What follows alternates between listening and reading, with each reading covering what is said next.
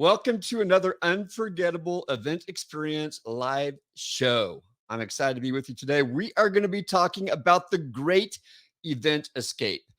Some of the common pitfalls that exist among event planners, and sometimes we're aware of them, and sometimes we're not.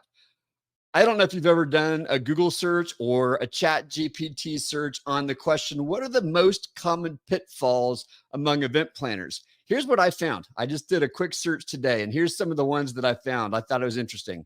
Number one, understaffing. You can't run an event by yourself. Number two, overspending. This one's a big one. We're going to talk about it. We make a lot of mistakes because we underestimate the consequence of production.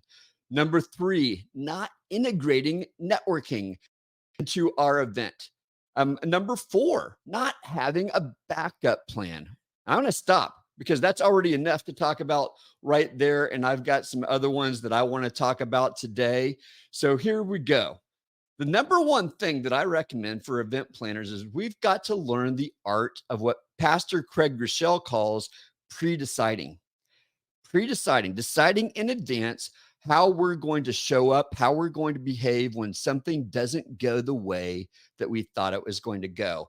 A lot of people will say you've got to be a duck. Well, you can't learn to be a duck in a moment. You can't say, oh, I'll be a duck if something goes wrong. You actually have to practice. You have to practice, and it takes years of experience. I was talking to my wife, and she directs the children's ministry at our church. And she said, you know what? I've seen it all. I've experienced almost anything that you can imagine after decades of being in the trenches, setting up, leading things. And event planners who've been doing this for decades, they have learned that things are just not going to always go according to plan. And we can't decide, are we going to act with a smile? Are we going to pre-decide that we're going to have a smile in that moment and then respond and fix the problem? Because events are live organisms. They are an organization that is moving and living and breathing, and we've got to respond in the moment. But one of the things we can do, is we can anticipate problems. So that's called pre-planning, pre-deciding, if you want to say it this way. What are we going to do when certain kinds of things go wrong? And what I like to do, and I learned this first from John DeJulius in the DeJulius group, when it comes to customer service, but I think this applies to every aspect of an event. Walk through your event step by step, stage by stage of the customer journey and of your journey, and look, what could go wrong here? What could go wrong at registration? What could go wrong at the welcome when people walk in the door? What could go wrong at the opening keynote? And kind of think that way, stage by stage, and make a list of the most significant things that could go wrong, and then say, now, what are we going to do? Here's an example. You've probably heard me tell this story, but it's worth repeating because I think it illustrates it well. In 2016, we were moving from a single hotel to a citywide event. And we said, what's one of the things that could go wrong that could really undermine the event? Well, one of those things was a lot of people could leave the building in the middle of the day and never come back. And we said that would kind of undermine the energy of the event. So what are we going to do about it? Well, we said, well, why? Why would they ever leave in the first place? And we found three common things that might cause them to leave, other than maybe going to grab lunch, which that was, we tried to have great food, but people sometimes want to go taste the food of whatever city they're in. Well, one of the reasons was they might want to go get some work done in a quiet place. Number two, we thought, well, they might want to just go kick their feet up and take a nap before they come back and engage in the rest of the day. And number three, they might need to go brush their teeth. Well, we said we can solve the first two easily.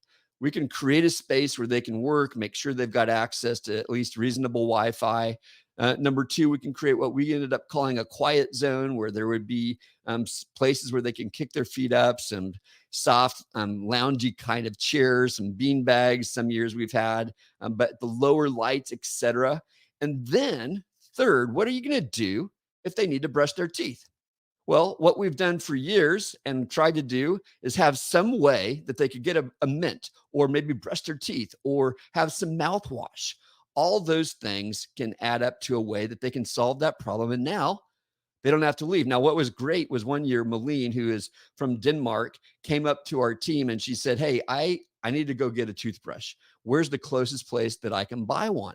Well, that year we had baskets of toothbrushes in the bathroom. So we were able to show her that we had toothbrushes, toothpaste, mouthwash, dental floss, all the things for taking care of your oral hygiene.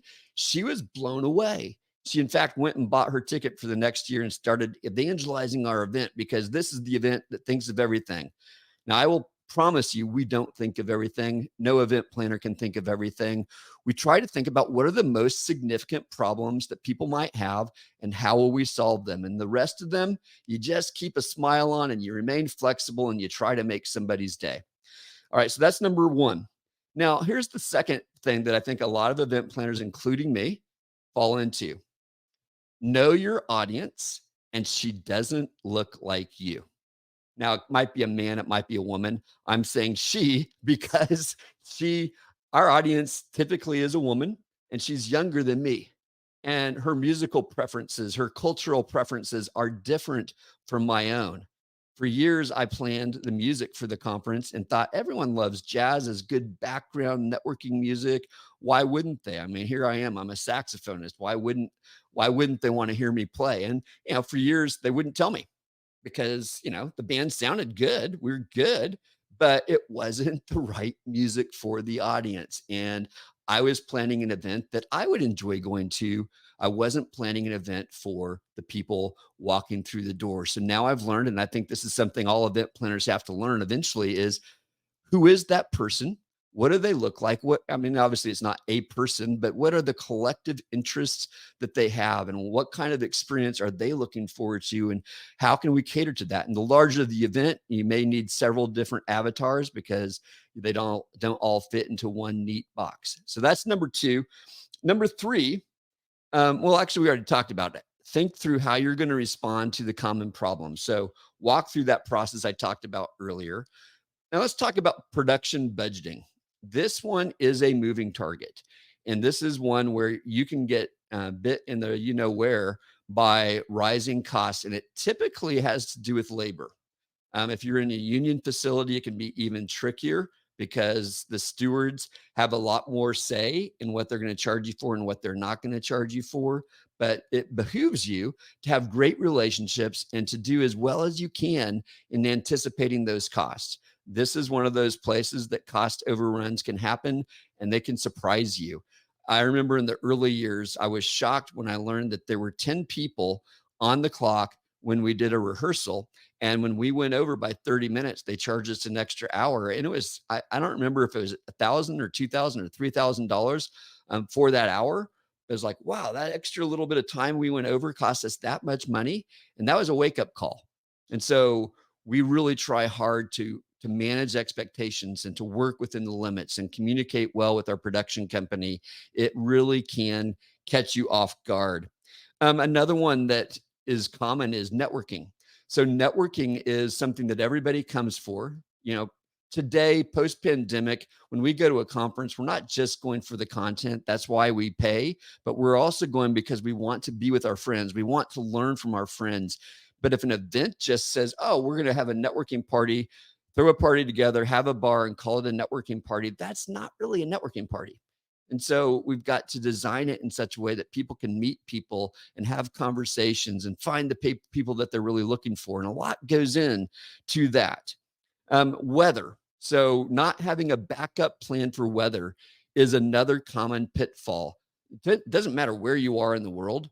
Weather can go bad. Weather can go awry. We've been in San Diego for years, and San Diego is known for beautiful weather. It's America's finest city, but I think probably half the time we've been there, it's rained at some point in time during our event. And what are you going to do?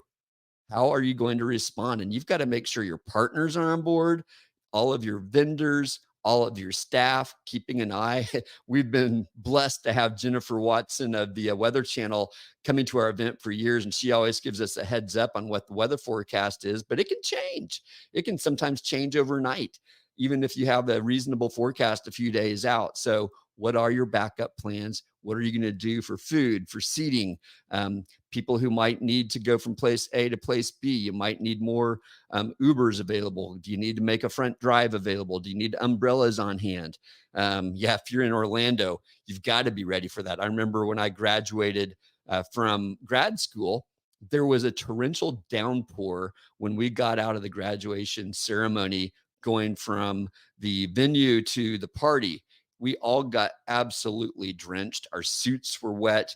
Our leather shoes were soaked. We didn't want to do anything. In fact, I think we just went home because none of us wanted to go to that party because we were absolutely soaked. So, what are you going to do when the weather turns awry? The last thing is, so many events plan their schedule minute by minute, and there's not much wiggle room. There's not much flex in the schedule. So, what are you going to do if there's not flexibility in your schedule? Bake some flexibility in. I love having 30-minute breaks between sessions because it allows time if something goes over, if something goes wrong, if there's a technology problem, you've got a plan in place. And then the last thing I would say, bring your MCs on board in particular. If you've got MCs, make sure that they're professionally trained and that they are ready to respond, because sometimes things just don't go the way you expected. A speaker's running late. Technology isn't working the way that you thought it should. And sometimes you don't know for several minutes if you need to pull the plug and delay the session or if you just need to stall. And so make sure that your MCs can engage the audience, keep them present, keep them excited and energized, and then clearly communicate what the plan is if you're needing to reschedule or delay the start of it. There was one year we had to delay by 15 minutes, and even then, it didn't go the way that we wanted it to. So we said, hey, look, we're going to do this session again at lunch tomorrow. If you really wanted to be here for this session, we apologize that it didn't go the way we thought. Come back tomorrow at noon. There's nothing else going on at that time. Have flexibility and look for alternatives. If your staff is ready, if you've got that duck mindset, letting things just roll off your back, you put on a smile and you say, okay, what else can we do? Then you're going to solve it. Your attendees will love it. You're going to make somebody's day. And that might just lead to a moment of transformation.